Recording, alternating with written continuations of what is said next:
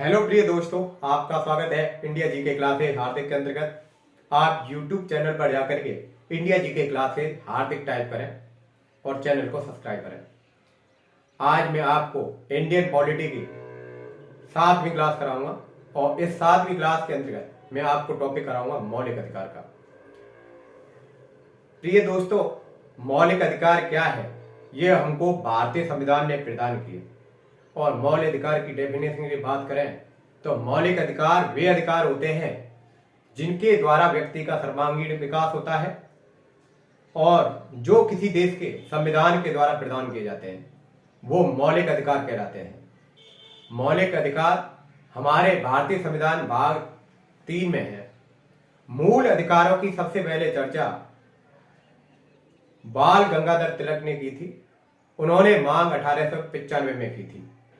उसके बाद मोतीलाल नेहरू ने, जो जवाहरलाल नेहरू के पिताजी थे, उन्होंने 1928 में अपना मौलिक अधिकारों का वर्णन किया। अब मौलिक अधिकार किस देश से लिए गए, मैंने आपको इससे अगली वाली वीडियो के अंतर्गत बताया था कि मौलिक अधिकार हमने अमेरिका देश से अपनाए थे और ये हमारे भारतीय संविधान भाग 3 के अंतर्गत वर्णित है। और मौलिक अधिकारों का वर्णन अनुच्छेद 12 से लेकर के 35 तक में वर्णित है। मौलिक अधिकारों की पालना के लिए व्यक्ति कहां जा सकता है? कोर्ट जा सकता है, यानी कि ये वाद योग्य है, क्योंकि मौलिक अधिकार नागरिकों और सरकार के मध्य में एक लक्ष्मण रेखा होती है। तो इन्हीं सब टॉपिकों पर आज हम चर्चा करेंगे कि व्यक्ति को कितने मौलिक अधिकार मिले हुए हैं भारत के अंतर्गत और मौलिक अधिकार किस तरह से व्यक्ति को बचाते हैं सरकार से। तो इन्हीं सारे टॉपिकों पर चर्चा करेंगे। तो बात करते हैं मौलिक अधिकारों के बारे में। देखो, मौलिक अधिकार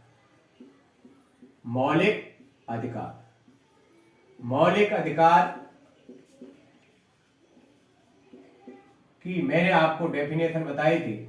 मौलिक अधिकार क्या होता है कि किसी देश के, यानी कि जिन अधिकारों से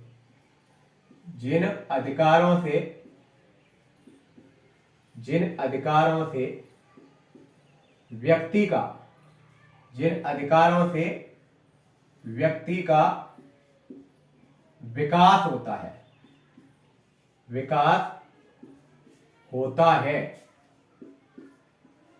और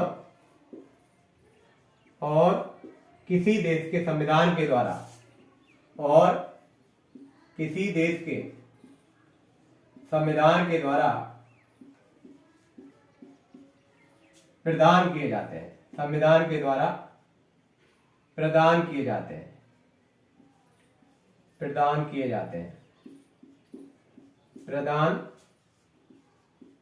हैं।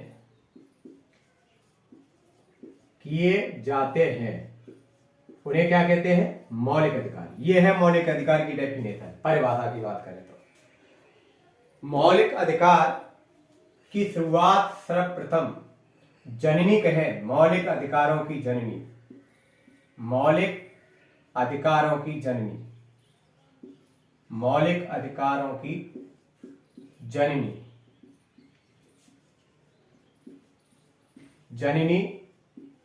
ब्रिटेन देश को कहा जाता है, यानी इंग्लैंड को कहा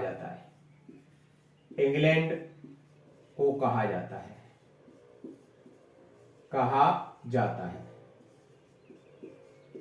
लेकिन आपको इसी के साथ में दूसरी बात ध्यान रखने की पड़ेगी। मौलिक अधिकार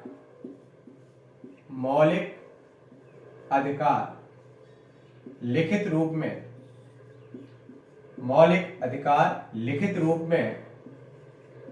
अमेरिका देश के संविधान के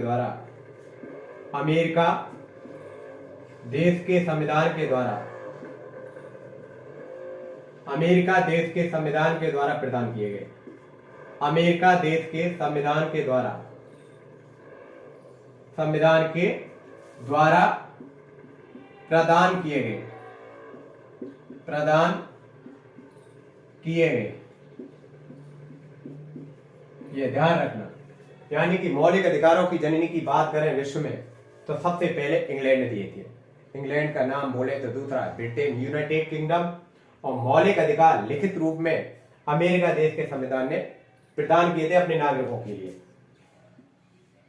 मौलिक अधिकार, मौलिक अधिकार की मांग, मौलिक अधिकारों की मांग, मौलिक अधिकारों की मांग भारत में, मौलिक अधिकारों की मांग भारत में बाल गंगाधर तिलक ने, बाल गंगाधर तिलक ने, बाल गंगाधर तिलक ने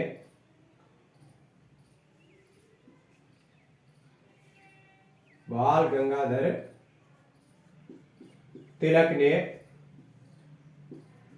1895 में की गई, 1895 में मांग की।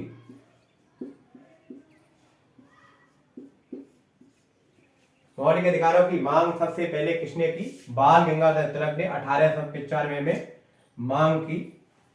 और ये आप ध्यान रखना, अगला मौलिक अधिकारों का, मौलिक अधिकारों का लिखित में वर्णन, मौलिक अधिकारों का लिखित में वर्णन,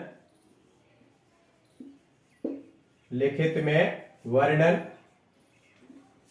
मोतीलाल नेहरू जी ने की थी। मोतीलाल नेहरू जी ने की थी। मोतीलाल नेहरू जी ने 1928 में की थी, 1928 में की। यानी लिखित रूप में वर्णन 1928 में किया। और ये आपको बेसिक बातें इनके बारे में ध्यान रखनी पड़ेंगी। मौलिक अधिकारों का, मौलिक अधिकार किसे कहते हैं? सबसे पहले तो ये डेफिनेशन आनी चाहिए कि किसी देश के संविधान के द्वारा नागरिकों को जो प्रदान किए जा रहे हैं वो मौलिक अधिकार है। मौलिक अधिकारों के द्वारा व्यक्ति का सर्वांगीण विकास होता है। मौलिक अधिकारों की जननी इंग्लैंड देश को माना जाता है। और मौलिक अधिकार लिखित रूप में अमेरिका देश ने अपने नागरिकों को प्रदान किए विश्व के अंतर्गत। और मौलिक अधिकारों की मांग भारत में सर्वप्रथम बाल गंगाधर तिलक ने 1895 में की और स्वराज्य विधेयक में की थी। स्वराज्य विधेयक में की थी। कौन से विधेयक में की थी? स्वराज्य विधेयक में। यह भी आप ध्यान रखना। मौलिक अधिकारों का लिखित रूप में वर्णन मोतीलाल नेहरू ने किया था 1928 में, अपनी रिपोर्ट में किया। अपनी रिपोर्ट में इन्होंने मौलिक अधिकारों का जिक्र किया। और मोतीलाल नेहरू ये थे पंडित जवाहरलाल नेहरू के पिताजी थे। पंडित जवाहरलाल नेहरू के पिता थे। पंडित जवाहरलाल नेहरू के पिता थे। नेहरू के पिता, ये भी आप ध्यान रखना। तो ये बात रही मौलिक अधिकारों की बेसिक। अब मैं आपको बताता हूं कि मौलिक अधिकारों का भारत में, ये मौलिक अधिकार, मौलिक अधिकार, मौलिक अधिकार भारतीय संविधान में, मौलिक अधिकार भारतीय संविधान में, भारतीय संविधान में अमेरिका देश से लिए गए। कहां से लिए गए? अमेरिका देश के संविधान से लिए गए। अमेरिका देश के संविधान से लिए गए। अमेरिका देश के संविधान से लिए गए, लिए गए। यह भी आप ध्यान रखना, अमेरिका देश के संविधान से लिए गए। और ये भारतीय संविधान के किस भाग में है? ये भारतीय संविधान के, भारतीय संविधान के,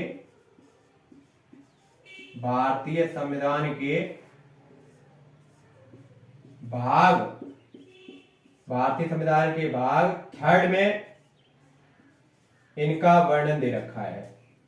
भाग थर्ड में इनका वर्णन दे रखा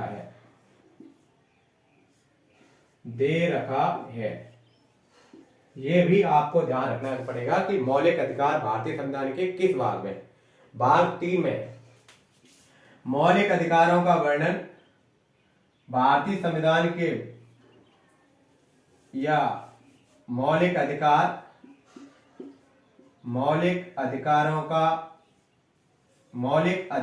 से संबंधित अनुच्छेद, मौलिक अधिकारों से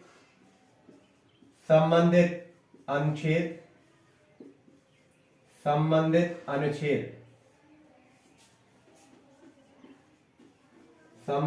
अनुच्छेद 12 से लेकर के और 35 तक है।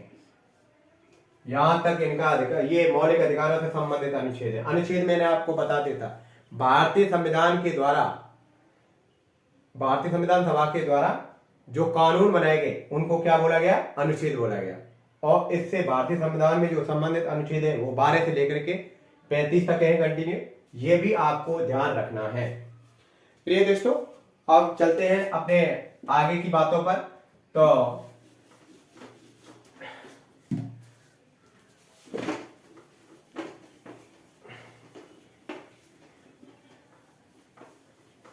मौलिक अधिकार 12 से लेकर के 35 तक इनका वर्णन है। और एक चीज आपको ध्यान रखना है, मौलिक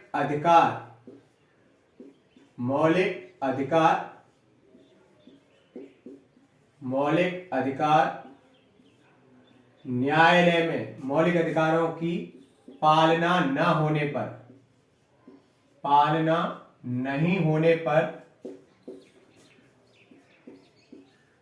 होने पर वाद योग्य है। यानी कि वाद का मतलब समझ रहे हैं? न्यायालय द्वारा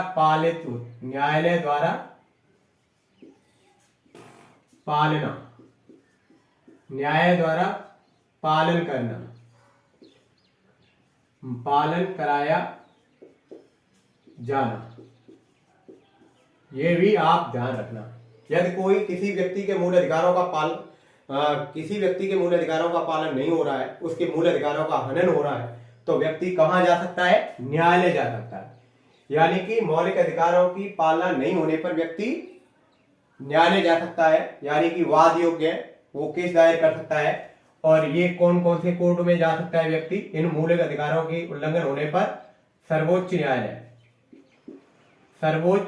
न्यायालय और 2 कोर्ट जा सकता है, सर्वोच्च न्यायालय और हाई कोर्ट, उच्च न्यायालय दोनों ही अदालत जा सकता है। तो आप थोड़ा सा ध्यान रखना, ये सभी बच्चे जानते होंगे सर्वोच्च न्यायालयों की संख्या भारत के अंतर्गत 1 है और वो भी दिल्ली में है, और वो है अनुच्छेद 130 के तहत। इसका जो मुख्यालय है वो अनुच्छेद 130 के तहत कहां है? दिल्ली में। यह भी आप ध्यान रखना। सर्वोच्च न्यायालय के अंतर्गत न्यायाधीशों की संख्या कितनी है वर्तमान में न्यायाधीश इसमें है 34, 1 मुख्य और 33 अन्य, तो 34 न्यायाधीश हैं इसमें वर्तमान में, ये भी आप ध्यान रखना। सर्वोच्च न्यायालय, उच्च न्यायालय वो व्यक्ति के ऊपर डिपेंड करता है कि व्यक्ति कहां जाएगा। ये विकल्प होता है उसके पास में कि किस न्यायालय में अपना केस दायर करना चाहता है, चाहे वो सर्वोच्च न्यायालय में जाए, चाहे वो हाई कोर्ट में जाए। वो उस व्यक्ति के ऊपर डिपेंड करता है कि वो अपने केस को लेकर के उस सर्वोच्च न्यायालय जाना चाहता है या उच्च न्यायालय जाना चाहता है। तो आपको ये चीजें भी आपको ध्यान रखनी है कि मौलिक अधिकारों का यदि उल्लंघन होता है तो व्यक्ति न्यायालय जा सकता है। मौलिक अधिकारों की संख्या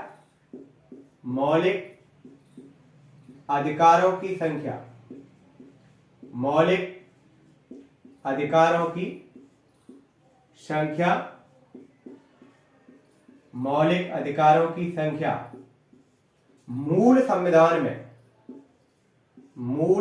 संविधान में मूल संविधान में 7 थी। कितनी थी?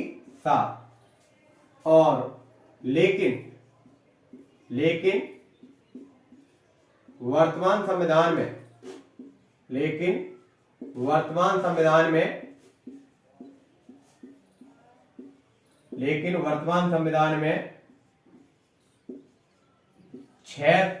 6 मूल अधिकार हैं। कितने मूल अधिकार हैं? 6 मूल अधिकार हैं। 6 मूल अधिकार हैं। किस मूल अधिकार को हटा दिया है? 44वें संविधान संशोधन के द्वारा 44वें संविधान संशोधन के द्वारा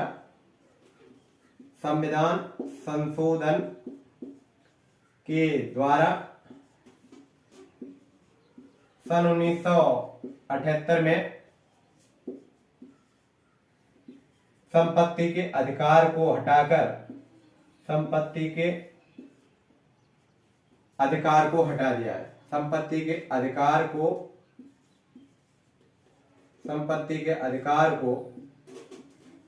मूल अधिकार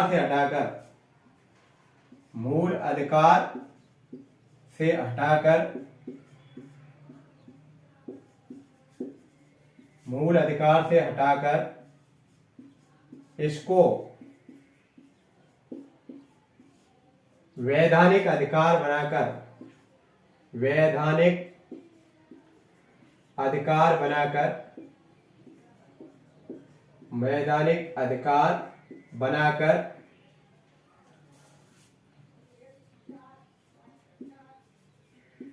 बनाकर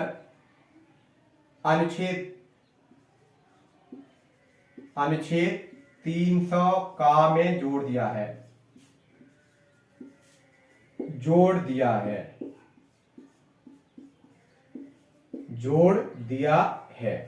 तो ये हटाया कौन सी जगह से था? ये कौन से अधिकारों में वर्णन किया और कहां से हटाया? तो इसको हटाना था, एक तो ये अनुच्छेद 19 में वर्णित था, 19(7) में, और ये एक वर्णित था अनुच्छेद 31। कितने में? अनुच्छेद 31। तो यहां से इन मूल अधिकारों को, संपत्ति के अधिकार को हटा करके वैधानिक अधिकार बना दिया। इस पर वैधानिक का मतलब होता है यदि गवर्नमेंट को जरूरत पड़ी समाज कल्याण के लिए, यदि वो कार्य कर रही है तो वो व्यक्ति के मूल अधिकारों का हनन कर सकती है, यानी कि उसकी संपत्ति को छीन सकती है।